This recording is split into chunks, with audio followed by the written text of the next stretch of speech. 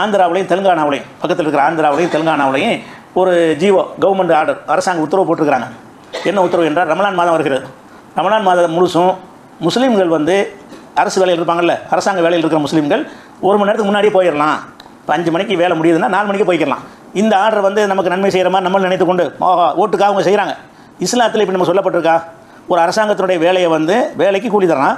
முஸ்லீம் அல்லாதவனும் முஸ்லீமும் சேர்ந்து வேலை செஞ்சால் அவனுக்கு மட்டும் 8 மணி நேரம், எனக்கு மட்டும் 7 மணி நேரம் வேலை, அதே சம்பளம்ங்கிற இஸ்லாத்துடைய நீதிக்கு உட்பட்டதா இது? 2 பேரும் ஒரே மாதிரி வேலையை செய்யணும், ஒரே மாதிரி சம்பளம் தான் கொடுக்கணும். அப்போ என்ன ஒன்று கேட்டால் மற்றவர்கள் கசப்பை உண்டாக்குவீங்க, நன்மைன்னு செய்கிறாங்க. இப்படி இஸ்லாம் அப்படி சொல்லித்தரையில் நம்ம நோன்பு வைக்கிறது பெரிய பஞ்சாயத்து இஸ்லாத்தில் கிடையாது. நோன்பு இருக்கிற நேரம் வந்துட்டால் கூட ஒரு பையில் பேரிச்சம் வச்சு சொல்லிட்டு போயிட்டே இருப்பான். ஒரு பயணத்தில் எவ்வளோ போகிறாங்க, பயணத்தில் போகும்போது 1 மணி நேரத்துக்கு முன்னாடி நிப்பாட்டி நம்ம இறக்கி விடுவானா? நம்ம நோன்பு வைக்கிறோம் என்று சொன்னால் இவன் அந்த 1 மணி நேரம் சலுகை தரணும் என்பதற்காக வைக்கல. நோன்பு வைத்து கொண்டு எங்களுக்கு எந்த பாதிப்பும் வராது, நாங்கள் எல்லாத்தையும் செய்வோம்னு சொல்லி எல்லாரையும் போல செயல்படுவோம்னு நடக்குன்னா நல்லது. இவங்க இப்படி அறிவு போட்டவுடனே அவங்க கிளம்பிட்டானுவோம். பாருங்கள், இந்த நாட்டில் வந்துக்கிட்டு முஸ்லீம் மட்டும் தனி சட்டமாண்டு. அப்போ இதுக்கெல்லாம் காரணம் நாங்கள் கேட்டோமா? இவன்ட்டு வந்து அதில் அரசு ஊழியர்கள் எல்லாம் நோன்பு வைக்க மாட்டாங்க. அதையும் நீங்கள் பார்க்கணும்.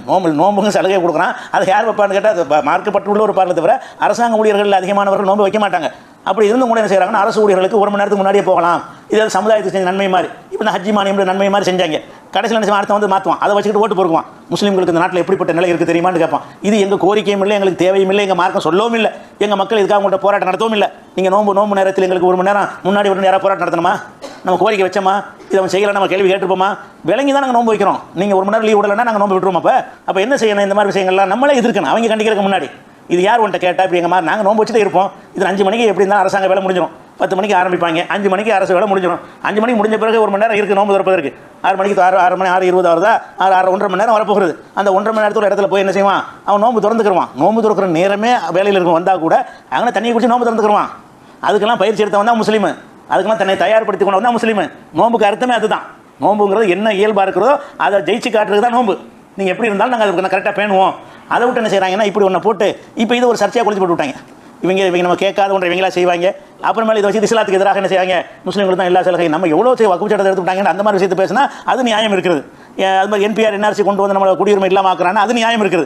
அந்த மாதிரி விஷயங்களை விட்டுட்டு இது கேட்காத விஷயத்தில் இஸ்லாம் சொல்லாத விஷயத்தையெல்லாம் முஸ்லீமுக்கு நல்லது செய்கிறேன்னு சொல்லி என்ன செய்கிறது? இவங்களா சில காரியங்களை செய்வது, அதன் மூலமாக ஓட்டு பொறுக்க பார்க்குறாங்க. நமக்கு பின்னடைவாகும். முஸ்லீம்களை மற்றவன் தப்பாக நம்ம அவனுக்கு வெறும் பொருள் அர்த்தவனுக்கு நம்மளோட சக பணியாளர் 100 பேர் வேலை செய்கிறான். ஒரு 25 பேர் முஸ்லீம், 75 பேர் முஸ்லீம் இல்லாமல் என்ன நினைப்பான்? இங்கே வராது அவங்க மட்டும் சொல்ல பற்றியா? அங்கனுக்குள்ளே மதவெறி உண்டாயிரும். ஊழியர்களுக்கு மத்தியில் என்னவாயிரும்? மத துவேஷம் உண்டாகிவிடும். நமக்கு அதே வேலை நம்மளும் செய்கிறோம். இவன் 1 மணி நேரத்துக்கு முன்னாடி போகிறான், எனக்கு அந்த சம்பளம் அவனுக்கு அந்த சம்பளம் நினைக்க மாட்டானவன். இவங்க வந்து கசப்பை உண்டாக்குறாங்க. இந்த மாதிரி செயல்கள் மூலமாக இஸ்லாம் கோராத முஸ்லீம்கள் கோராத இந்த செயல்களை செஞ்சு கசப்பை விதைக்கிறார்கள் என்பதை நம்ம என்ன செய்கிறோம்? கவனமாக இருந்து கொள்ள வேண்டும் என்பதை தெரிவித்துக் கொள்கிறேன். அஸ்ஸலாமு அலைக்கும்.